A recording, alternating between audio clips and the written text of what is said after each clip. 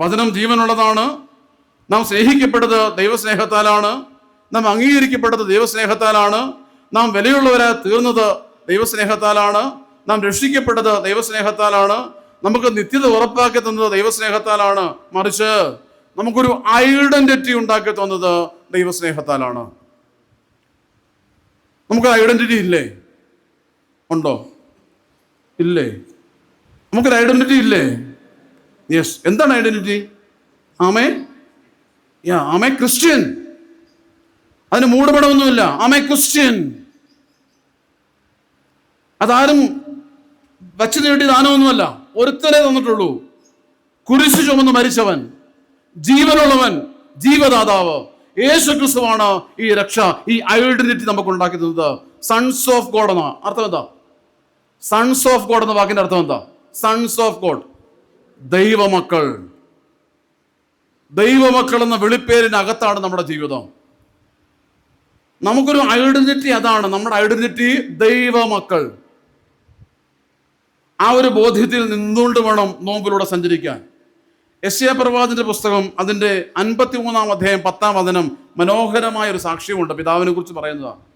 എന്നാൽ അവനെ തകർത്തു കളയുവാൻ യഹോവയ്ക്ക് ഇഷ്ടം തോന്നി, അവന് കഷ്ടം വരുത്തി, അവൻ്റെ പ്രാണൻ അകൃത്യയാഗമായി തീർന്നിട്ട് അവൻ്റെ സന്തതിയെ കാണുകയും ദീർഘായുസ് പ്രാപിക്കുകയും യഹോവയുടെ ഇഷ്ടം അവൻ്റെ കയ്യാൽ സാധിക്കുകയും ചെയ്തു.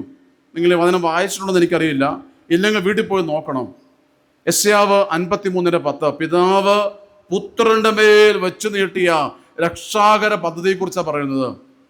എന്നാൽ അവനെ തകർത്ത് കളയുവാൻ യഹോവയ്ക്ക് ഇഷ്ടം തോന്നി, അവന് കഷ്ടം വരുത്തി, അവൻ്റെ പ്രാണൻ പാപയാഗമായി, പാപത്തിന് യാഗമായി, അകൃത്യയാഗമായി തീർന്നിട്ട് അവൻ്റെ സന്തതിയെ കാണുകയും ദീർഘായുസ്, അതായത് നിത്യത പ്രാപിക്കുകയും യഹോവയുടെ ഇഷ്ടം, ദൈവത്തിൻ്റെ ഇഷ്ടം പുത്രന്റെ കയ്യാൽ സാധിക്കുകയും ചെയ്തു. ഇത് യെശയ്യാ പ്രവാചകന് ക്രിസ്തുവിനും എത്രയോ 1000 നൂറ്റാണ്ടുകൾക്ക് മുമ്പ് എഴുതി വെച്ച വചനമാണിത്. ക്രിസ്തുവിൻ്റെ സഹനം, ക്രിസ്തുവിൻ്റെ അപമാനങ്ങൾ, ക്രിസ്തുവിൻ്റെ മാനക്കേട്, ക്രിസ്തു സഹിച്ച പങ്കപ്പാട്, കഷ്ടാനുഭവങ്ങൾ. നമ്മളിപ്പോൾ കുറച്ച് ദിവസം കഴിയുമ്പോഴേ നമ്മൾ പാടും, പീഡാ താഴ്ചകളാൽ നമ്മെ വീണ്ടോന മശിഹ. നമ്മൾ പാടാൻ പോവുക അല്ലേ? കർത്താവിന്റെ പീഡാനുഭവങ്ങളെ ധ്യാനിക്കാൻ പോകുന്നൊരു കൂട്ടമാണ് നമ്മൾ. യെശയ്യാ പ്രവാചകൻ പറയുകയാണ്, പിതാവ് അവനെ താഴ്ത്തി കഷ്ടത്തിലേക്ക്, പിതാവ് അവനെ താഴ്ത്തി കുരിശുമരണത്തിലേക്ക്, പിതാവ് അവനെ താഴ്ത്തി ചെകിട്ട തടി കൊള്ളുവാൻ, പിതാവ് അവനെ താഴ്ത്തി അവന്റെ കന്നത്ത് അടിക്കുക മാത്രമല്ല അവന്റെ മുഖത്ത് തുപ്പുവാൻ, പിതാവ് അവനെ താഴ്ത്തി അവന്റെ കരങ്ങളിലും കാലങ്ങളിലും ആണിയടിച്ച് കയറ്റുവാൻ. നന്ദി കെട്ട ജനത അവനെ നന്നായി.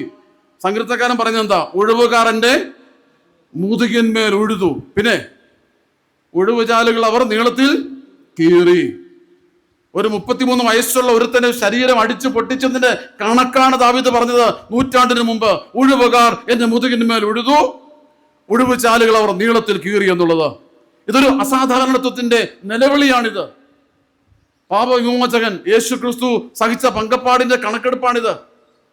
33 വയസ്സുള്ള ആരോഗ്യമുള്ള ഒരു ചെറുപ്പക്കാരൻ, അവന്റെ ശരീരം മുഴുവനും കണ്ടം ഒഴുന്നത് പോലെ ചാട്ടവാറുകൊണ്ട് അടിച്ചു പൊട്ടിച്ച് അവനെ നിന്ദയ്ക്കും പരിഹാസത്തിനും അശുദ്ധിക്കുമാക്കി വെച്ച് പരിഹാസ കുപ്പായം അണിയിച്ച് 1.25 കിലോമീറ്ററോളം മുള്ളും പാറക്കാരെയും കല്ലുകളും നിറഞ്ഞ മണ്ണിലൂടെ പല പ്രാവശ്യം വീണെഴുന്നേറ്റ് തലയൊട്ടിക്കുന്നിന്റെ മുകളിൽ ചെന്നിട്ട് അവിടെ തടി കഷ്ടത്തിനെ പിടിച്ചു വെച്ച് അവന്റെ കൈയും കാലും ചേർത്ത് വെച്ച് അടിച്ചു താഴ്ത്തി അവനെ കുരിശിൽ കെട്ടിത്തൂക്കി. ഈ മാരകമായ പാപത്തിന് നമ്മൾ കൊടുത്ത വില എന്താ? നമ്മൾക്ക് അവൻ തന്ന വില എന്താണ്? ദൈവമക്കൾ. കാൽവരി മലയിൽ ഒരു കുരിശ് നാട്ടപ്പെട്ടപ്പോൾ നമ്മൾ ദൈവമക്കളായി. അവൻ അപമാനപ്പെട്ടപ്പോൾ നമ്മൾ ദൈവമക്കളായി.